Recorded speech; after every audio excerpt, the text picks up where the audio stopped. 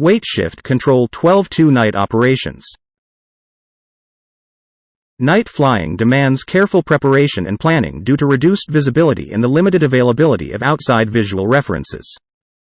Pilots should pay attention to weather reports, especially temperature dew point spreads, which could indicate ground fog. Wind direction and speed, crucial for flight control, should also be thoroughly considered. For night cross-country flights, pilots should select appropriate aeronautical charts and draw course lines in black for better visibility.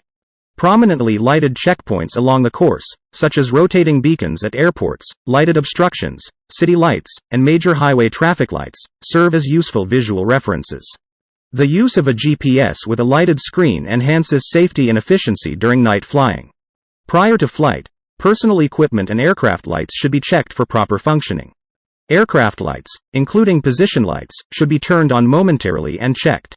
The parking ramp should be examined for potential obstacles, as they can be more challenging to see at night. During engine start, extra caution should be taken to ensure the propeller area is clear, and rotating beacons or flashing position lights can be used to alert people nearby. Before taxiing, the taxi or landing light should be turned on, and care should be taken to avoid excessive drain on the electrical system. Brake usage during the run-up is crucial, as the aircraft may creep forward without being noticed at night.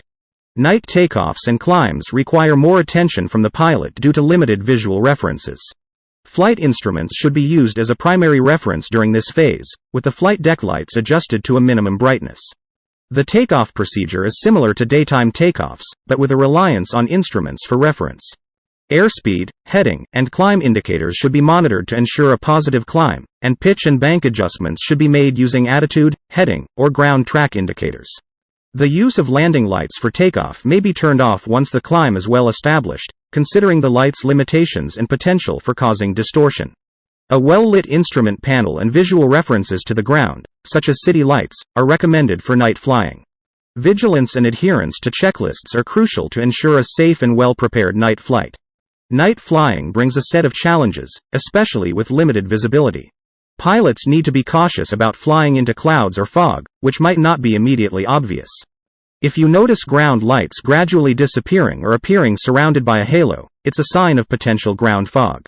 And remember, night cross-country flights require thorough planning and reliance on instruments and navigation aids, such as GPS. When it comes to approaching an airport for a night landing, it's crucial to identify runway lights early on. Judging distance at night can be tricky due to limited lighting conditions, so pilots need to depend more on flight instruments. Keep up with recommended airspeeds, execute approaches similarly to daytime procedures, and be cautious about low, shallow approaches. Visual approach slope indicators, VASIs, are handy for monitoring glide path, and for weight shift control aircraft, pilots should adjust for the steeper glide ratio. During the final approach, align the aircraft with runway edge lights, correct for wind drift, and maintain a stabilized approach using pitch and power. Turn on the landing light halfway through the approach, but be mindful of its effectiveness and potential glare.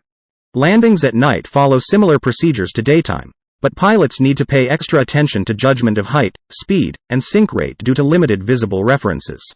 Approaching with power on can improve visibility, and initiate the roundout smoothly when the runway is visible. And it's a good idea for pilots to practice blackout landings without landing lights as part of emergency training. Night flying, particularly in a single-engine aircraft, introduces concerns, notably the prospect of an engine failure leading to an emergency landing. In such a scenario, the pilot must prioritize maintaining control of the aircraft. This involves establishing the best glide configuration and airspeed while turning the aircraft towards a suitable landing area, such as an airport or away from congested regions. When faced with an engine malfunction at night, a systematic approach is crucial. The pilot needs to assess the cause of the issue, considering factors like the position of the fuel shutoff, magneto switch, or primer. If possible, corrective actions should be taken promptly, and an attempt to restart the engine should be made. Communication is key during emergencies. The pilot should promptly inform Air Traffic Control, ATC, or Unicom about the situation. If already in radio contact with a facility, the pilot should refrain from changing frequencies unless explicitly instructed. Selecting an appropriate emergency landing area is another critical consideration. Ideally, this area should be close to public access to facilitate rescue or assistance. Wind direction awareness is essential to avoid a downwind landing. As the pilot prepares for landing, completing the before landing checklist is paramount. Checking the operational status of landing lights and turning them on early to illuminate the terrain aids in a safe approach.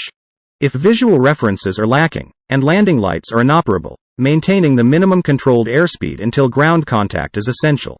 Following the landing, post-landing actions include promptly turning off all switches and evacuating the aircraft. In summary, night flying necessitates additional training, typically requiring a private pilot certificate. It should only be undertaken with adequate Earth references, such as city lights or a full moon, and should be avoided over open water. Weight shift control pilots, especially, need to rely on instruments for directional reference, particularly in situations where night illusions may impact visual perception.